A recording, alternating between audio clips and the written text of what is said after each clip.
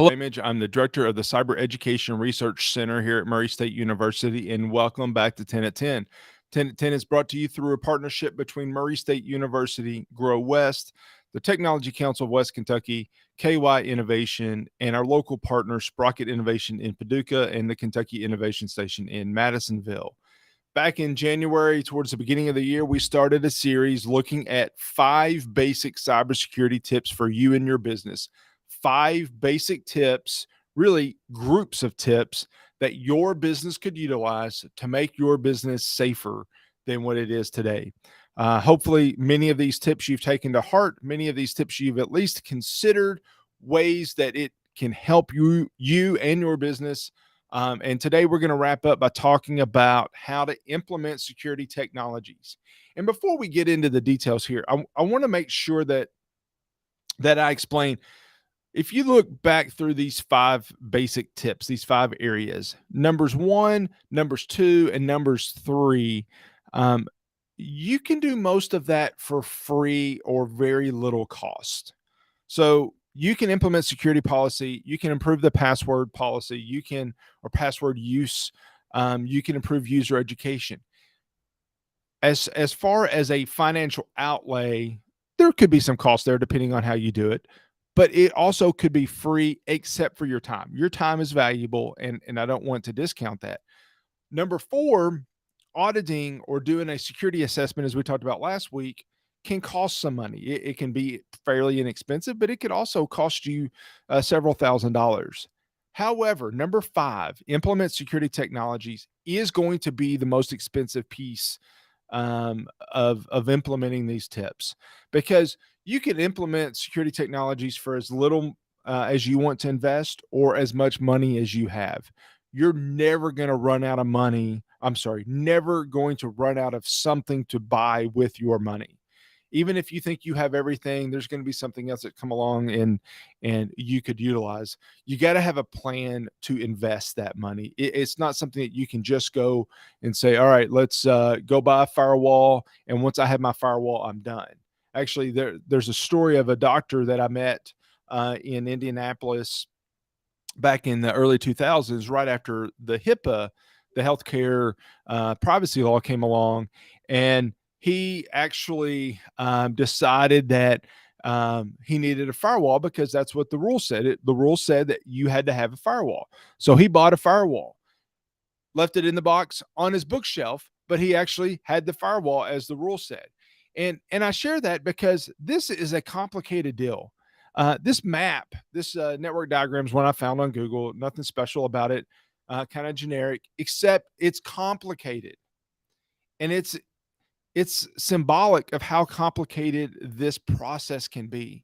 If you are trying to implement all of this on your own, it can become a challenge. It can become a large challenge, and one that may be too complicated for you to be able to do on your own. I highly recommend for this phase. Now, maybe you did it on the last phase, the auditing and the assessment, but if you haven't already engaged in a cybersecurity consultant, a cybersecurity consulting company, that this is where you do it. A small business that has a small business owner that's also the IT guy, that's also the marketing guy and the sales guy and the accountant and everything kind of all together. This is too much, because what happens is that, like that doctor I explained, thought his network was secure because he bought the firewall that they said he had to have, but in reality, it was sitting on the shelf doing nothing. If that's the case, then you're going to have a false sense of security and it become very problematic. So let me get into a couple of things that I want you to think about as you're thinking about, where do I need to start? How do I need to do this? Let me share just a couple of thoughts. First of all, in most cybersecurity certifications and most cybersecurity training, they talk about 3 states of data: data at rest, data in transit, and data in use. And I want to touch on these and talk a little bit about how we can think about those from a security standpoint. First of all, data at rest is what the name says. It's data that is not active. It's inactive data that is stored somewhere. That can be in the cloud. That can be on a physical media backups. It could be on a device such as a mobile device, a laptop, removable media. It can be on a server. It can be on a desktop. It could be anywhere that data is stored. The primary defense for data at rest is encryption. Encryption, let me clarify, strong encryption. It can't be weak. That'll give us a false sense of security. But strong data encryption is the best way to protect that. Obviously, we need physical security, and we need to make sure that you can't get to the servers that have the hard drives in it, and all of those types of things. But data encryption will prevent a hacker who hacks into your system from being able to see that data. And let me tell you, there's a large insurance company that got hacked. I don't know, in the last 6 to 8 years, I guess, probably. And one of the reason that the data breach was so severe is because they did not store data at rest. So that's an important piece. Next, data in transit. This is data that is in motion being transmitted from one location to another. It's pretty simple, or at least pretty simple sounding. It could be you downloading data off of a web browser. It could be data being transmitted from a secure location to another secure location, but that it goes across an unsecure location. It could be data that goes from a secure location to an unsecure location. It could be a lot of different ways. And this is where we started getting into a lot of our network security appliances, our firewalls, our virtual private networks, our intrusion detection systems, we have encryption. We use secure protocols here. There's a lot of money that we spend to monitor data in transit. And let me give you an example. If you have a web browser up and you're downloading something from your bank, then you want that to be secure. So how do you securely download those records without some third party seeing your bank account number or your balance? You do it through a secure protocol. Typically, it's TLS.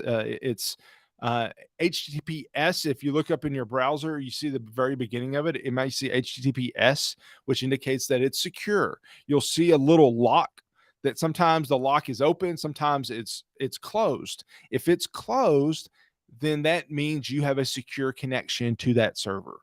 It's simple from a user standpoint, but it can be complicated on the back end to set that up.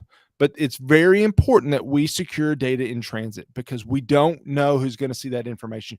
We don't know who's going to try to sniff that information and monitor and steal packets. So we've got to make sure that data in transit is secure. And just let me say, that is really hard to do. Another one that is complicated and hard to secure is data in use. This is data that is actively being utilized by a processor, or it's stored in some non-persistent state like RAM or CPU cache or CPU registers. This is really complicated because you're actively looking at that data. If you have data that's being stored through encryption, then you can decrypt it, pull the data out, and then re-encrypt it. But if it's in use, then you're actively using that data, so you can't encrypt it and decrypt it every time you use it because you're actively using it. So how do we secure that?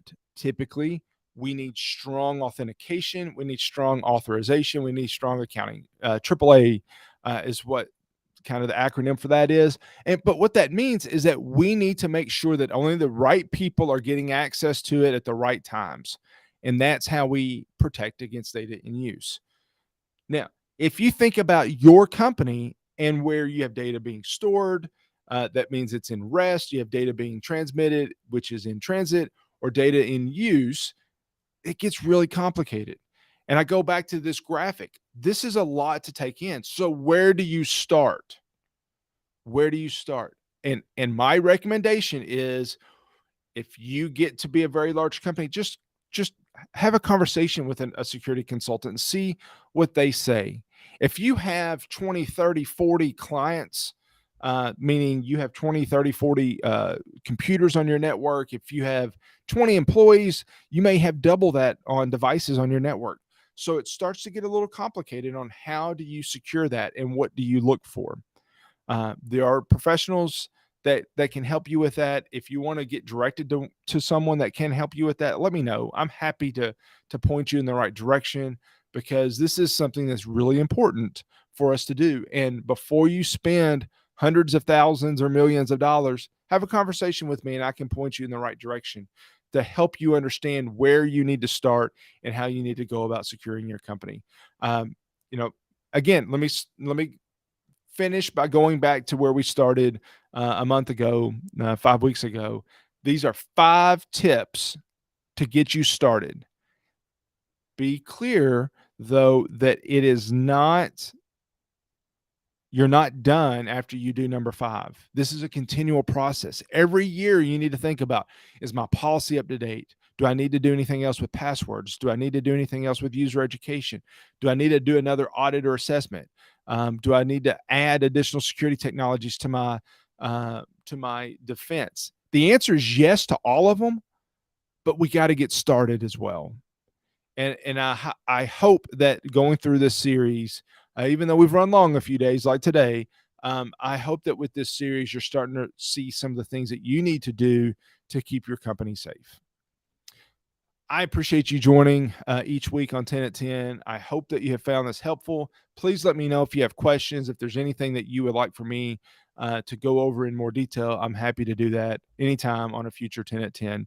Again, thank you very much for your attendance and your interest in this topic and your support for 10 at 10 over the year. And I'll see you right back here next week on 10 at 10.